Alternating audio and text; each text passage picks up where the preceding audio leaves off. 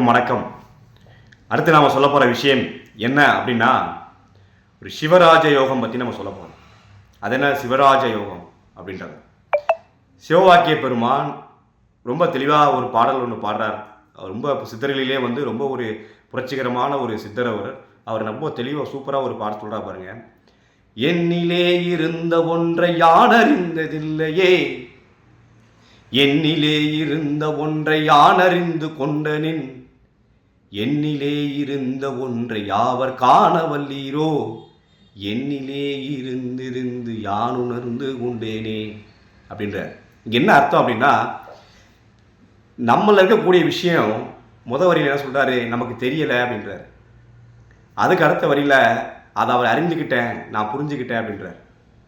அதே மாதிரி யார் யாரெல்லாம் நீங்கள் அதை உணர விரும்புகின்றீர்களோ, அதை அறிய விரும்புகின்றீர்களோ, அதை அடைய விரும்புகின்றீர்களோ, நாலாவதுன்னு சொல்றாரு, என்னிலே இருந்திருந்தா நான் உணர்ந்து கொண்டேன்றார். இப்போ என்ன அர்த்தம் அப்படின்னா, நீங்கள் தவம் செய்வதன் மூலமாக, நீங்கள் தியானிப்பதன் மூலமாக, முறையான குருவிடம் தீட்சை பெறுவதன் மூலமாக நீங்கள் அந்த சக்தியினை அடைய முடியும் அப்படின்றார். அப்போ நம்ம ஏற்கனவே உலகம் அப்படின்ற ஒரு வீடியோவில் நம்ம மொத்தமாக சொல்லியிருக்கோம். நம்ம உடலுக்குள்ளே என்ன மாதிரி இருக்குது, சக்தி வடிவான அம்மா நம்ம எப்படி பிரிஞ்சு செயல்படுறாங்க. அதுக்கடுத்து இதே மாதிரி கருப்பணசாமியாக இருக்கட்டும், சுடலை மாறனாக இருக்கட்டும், அவர்களுடைய வரலாறு என்ன, அந்த அவதாரம் ஏன் தேவைப்பட்டது, காலபைரவர் அவதாரம் ஏன் தேவைப்பட்டது, இது எல்லாமே பார்த்தீங்கன்னா சித்தர்களுக்கு சிவராஜயோகம் அப்படின்ற ஒரு விஷயத்தில் அருளி செய்யக்கூடிய விஷயம். அப்போ ஒரு சித்தர் அப்படின்னா இந்த சிவராஜகம் மொத்த தெய்வத்தினுடைய கடாட்சியத்தையும் அவர்களுடைய யோகத்தையும் பெற்றவர்கள் அவர். இப்போ அவர்கிட்ட போய் நீங்கள் போய் தீட்சை வாங்கும் பொழுது உங்களுக்கு என்ன தேவை அப்படின்றதெல்லாம் தே நோஸ், ஆல்ரெடி இன்ஸ்டால்டு. இத்தனாம் தேதி இவன் வருவான், இவனுக்கு இந்த தீட்சை கொடுக்கணும், இவனுக்கு இந்த விஷயம் நடக்குது, இவனுக்கு இந்த விஷயம் நடக்க போகுது, அவனுக்கு இந்த யோகத்தை மட்டும் கொடுத்தால் போதும் அப்படின்ற அந்த விஷயம் இன்ஸ்டால்டு. அப்போ நம்ம ஏற்கனவே நம்ம போகிறோம், ரொம்ப தேடுதலில் இருக்கிறோம், ஒரு சித்தர்கிட்ட போகிறோம், ஒரு தீட்சையை வாங்குகிறோம், அவர்கள் சொல்வதுபடி ஒரு குருநாதராக அவரை ஏற்று நாம் வழி நடக்க ஆரம்பிக்கிறோம் என்றால் நமக்கு என்ன யோகம் தேவையோ அந்த யோகத்தை அவர் கொடுப்பார்.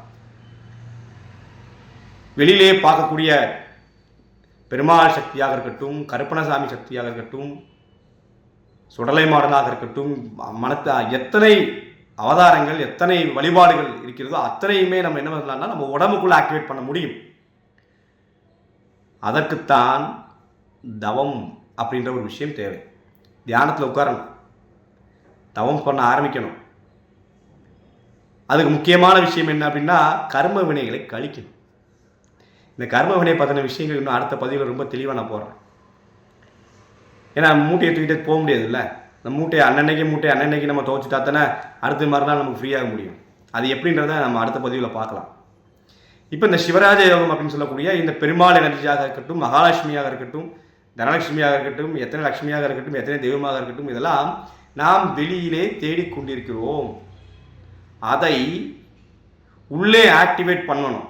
அந்த உள்ளே ஆக்டிவேட் பண்ணுறது தான் ரொம்ப முக்கியமான விஷயம். அப்போ அந்த யோகம் கிடச்சிருச்சுன்னா நீங்கள் உங்கள் பயணத்தில் நீங்கள் ஜெயிச்சிடலாம். சித்தர்கள் இந்த உலகை பார்த்தீங்கன்னா சரியை, கிரியை, யோக, ஞான மார்க்கம் 4 பிரிச்சிருக்காங்க. அப்போ இந்த சரியை அப்படின்ற ஒரு விஷயம் என்ன அப்படின்னா, நம்ம வெளியில் போய் கோயில்களில் போய் வழிபடக்கூடிய ஒரு விஷயமாக இருக்குது.